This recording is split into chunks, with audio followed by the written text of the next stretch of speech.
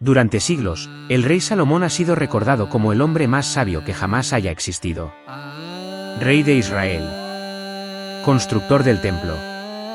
Autor de proverbios que aún hoy se citan en todo el mundo. Pero, ¿y si esa no fuera toda la verdad?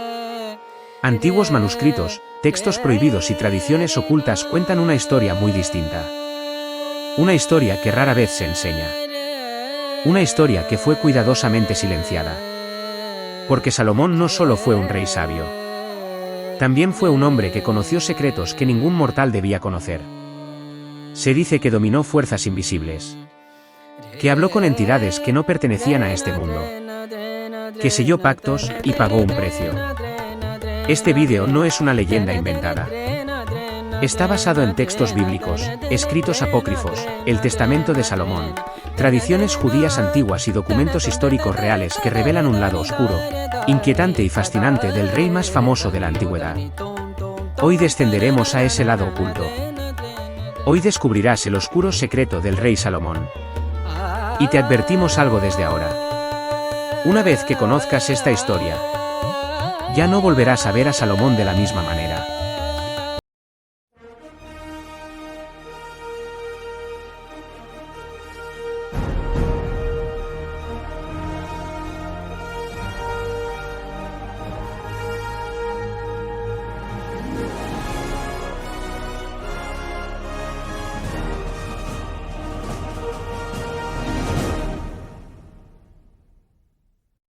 El rey más sabio de la tierra.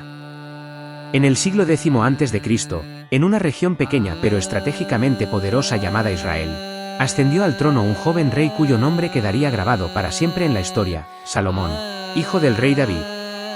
Según los textos bíblicos, Salomón no heredó un reino en paz. Heredó enemigos, traiciones internas y un pueblo dividido. Y, aún así, su reinado se transformó en uno de los más prósperos y gloriosos de la antigüedad. La razón no fue su fuerza militar. Ni siquiera su riqueza. Fue su sabiduría. El primer libro de los Reyes cuenta que, una noche, Dios se le apareció en sueños y le ofreció concederle cualquier cosa. Salomón no pidió oro. No pidió victoria sobre sus enemigos.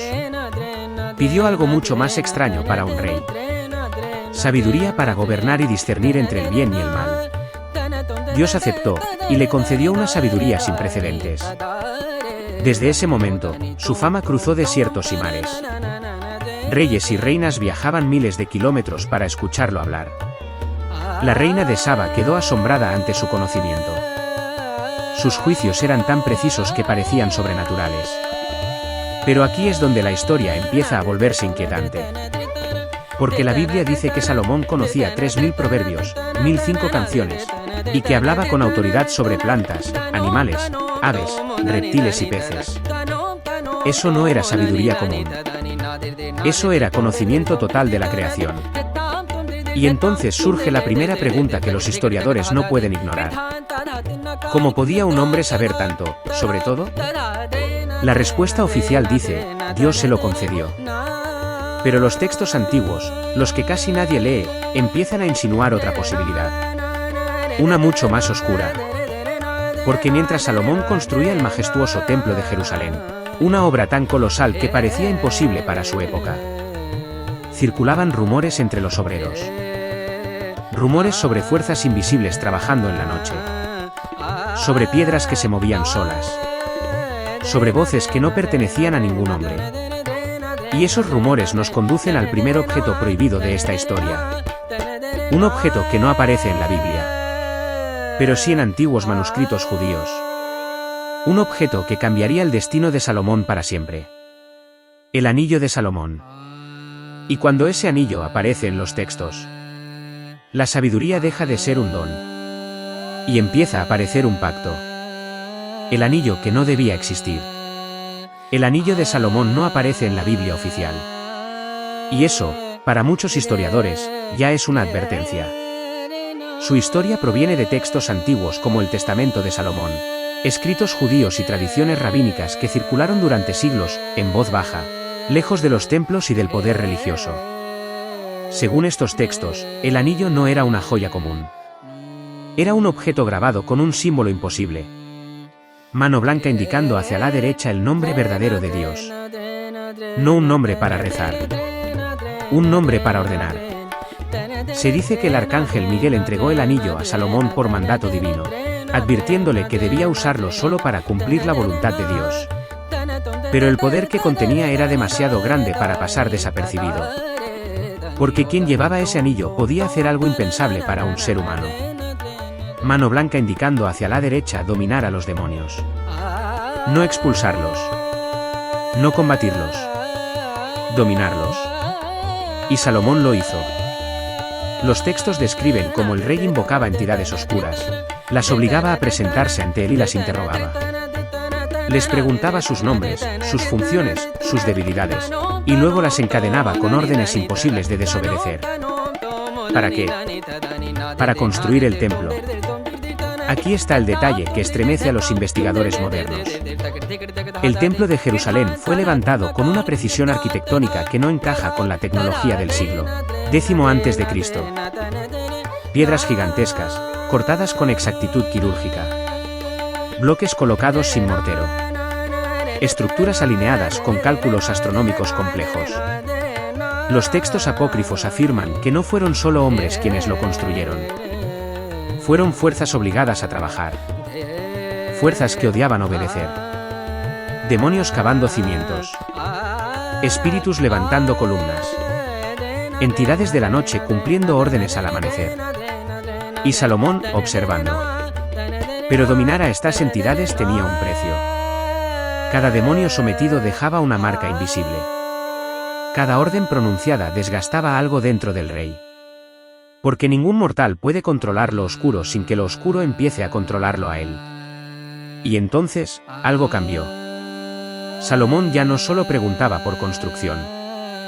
Empezó a preguntar por secretos del universo. Por el destino. Por el poder eterno. Y fue en ese punto cuando una entidad en particular respondió. Una entidad que no temía al anillo. Una entidad que no se inclinó. Su nombre aparece repetido una y otra vez en los textos antiguos. Asmodeo. Y cuando Asmodeo entra en la historia, el reinado de Salomón comienza a caminar hacia la sombra. Asmodeo y la traición impensable. Asmodeo no era un demonio cualquiera. En los textos antiguos es descrito como el rey de los demonios, una entidad astuta, orgullosa y peligrosamente inteligente. No gritaba. No atacaba. Observaba y esperaba. Cuando Salomón lo convocó usando el anillo, ocurrió algo que jamás había pasado antes. Asmodeo obedeció, pero no se arrodilló. Sonrió. Según el testamento de Salomón, el demonio respondió a las preguntas del rey con una calma inquietante. Reveló secretos sobre las estrellas, sobre la corrupción del corazón humano y sobre los puntos débiles incluso del hombre más sabio. Y entonces dijo algo que estremeció al propio Salomón. Tu poder no es tuyo. Es prestado. Y todo lo prestado, se devuelve. A partir de ese momento, Asmodeo comenzó a insinuarse en la vida del rey.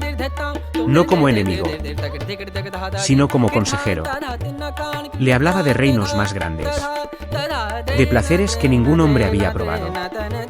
De mujeres extranjeras que traerían alianzas y deseos. La Biblia confirma algo inquietante. Salomón tuvo 700 esposas y 300 concubinas, muchas de ellas extranjeras, adoradoras de dioses paganos. Lo que la Biblia dice brevemente, los textos apócrifos lo gritan sin miedo. Asmodeo lo empujó a ello. Con cada templo levantado para dioses ajenos, el anillo perdía fuerza. Con cada sacrificio extraño, la sabiduría se nublaba. Y Salomón, sin notarlo, empezó a confiar más en las voces oscuras que en la voz que lo había elegido. Hasta que llegó la noche de la traición. Los textos cuentan que Asmodeo desafió al rey a lanzar el anillo al aire. Solo un juego. Una prueba de confianza. Salomón aceptó. Y en el instante en que el anillo dejó su dedo, Asmodeo lo tomó. Lo que ocurrió después es uno de los pasajes más perturbadores de toda la tradición antigua. El demonio adoptó la forma de Salomón, tomó su lugar en el trono. Y el verdadero rey fue arrojado lejos, desterrado, olvidado. Durante un tiempo que nadie puede precisar, días, meses, años. Israel fue gobernado por algo que no era humano. Y el hombre más sabio del mundo vagó como un mendigo, sin poder, sin nombre. Aprendiendo demasiado tarde lo que realmente había invocado. Pero esta historia aún no ha terminado. Porque Salomón regresó. Y cuando volvió al trono, ya no era el mismo. El regreso del rey marcado. Nadie reconocía al anciano que caminaba descalzo por los caminos de Israel. Había sido rey. Y ahora pedía pan. Según las antiguas tradiciones, Salomón vagó durante años, humillado, burlado, rechazado. En algunos relatos trabajó como sirviente. En otros, como esclavo. Nadie imaginaba que aquel hombre roto había gobernado el reino más glorioso de su tiempo. Y fue ahí, en la miseria, donde ocurrió lo impensable. Salomón aprendió. Por primera vez, la sabiduría ya no venía de ángeles ni de demonios. Venía del dolor, del silencio, del arrepentimiento. Los textos dicen que en ese exilio escribió palabras que hoy todavía estremecen al mundo. Vanidad de vanidades, todo es vanidad. Esas palabras no nacieron en un palacio. Nacieron en el polvo. Mientras tanto, en Jerusalén, algo no estaba bien. El falso Salomón, Asmodeo, comenzó a cometer errores. Su sabiduría era brillante, pero fría. Perfecta y vacía. Los sacerdotes notaron contradicciones. Los jueces temían sus decisiones. El pueblo sentía una presencia extraña en el trono. Entonces, una señal apareció. En algunas versiones, un juicio imposible. En otras, un detalle mínimo: el falso rey no conocía una historia íntima del verdadero Salomón. La mentira se resquebrajó. Asmodeo fue desenmascarado. El anillo fue recuperado. Y el verdadero rey regresó al trono. Pero aquí está el detalle que casi nunca se cuenta. Salomón no celebró su victoria. No castigó con furia. No volvió a invocar demonios. No volvió a usar el anillo como antes. Porque había comprendido algo aterrador. El poder que había dominado también lo había marcado. A partir de entonces, su reinado cambió. La Biblia dice que su corazón ya no era completamente fiel. Que su gloria comenzó a apagarse. Que su final fue silencioso. Y aquí es donde los textos se vuelven inquietantes por última vez. Porque se dice que, antes de morir, Salomón hizo algo definitivo. Algo que ningún rey había hecho jamás. El secreto que no podía sobrevivir. Antes de morir, Salomón entendió algo que ningún otro rey había comprendido. El problema no eran los demonios. Ni el anillo. Ni siquiera Asmodeo. El verdadero peligro era el conocimiento. Los textos antiguos afirman que Salomón sabía que el mundo no estaba preparado para lo que él había aprendido. Que si esos secretos sobrevivían intactos, otros intentarían repetir su camino, y no todos regresarían. Por eso tomó una decisión extrema. Según varias tradiciones judías y manuscritos medievales, Salomón ordenó que sus escritos más peligrosos fueran ocultados. No destruidos. Sellados. Protegidos del tiempo y de los hombres. Entre ellos, fórmulas para invocar entidades por su nombre verdadero. Mapas del mundo espiritual. Jerarquías completas de demonios y ángeles. Y, sobre todo, el conocimiento para someterlos. Pero el acto final fue aún más inquietante. El anillo de Salomón, la fuente de todo, debía desaparecer. Algunos textos dicen que fue arrojado al mar. Otros, que fue enterrado bajo el templo. Otros aseguran que fue dividido, fragmentado, para que nadie pudiera usarlo completo jamás. Y aquí aparece la frase que más inquieta a los historiadores.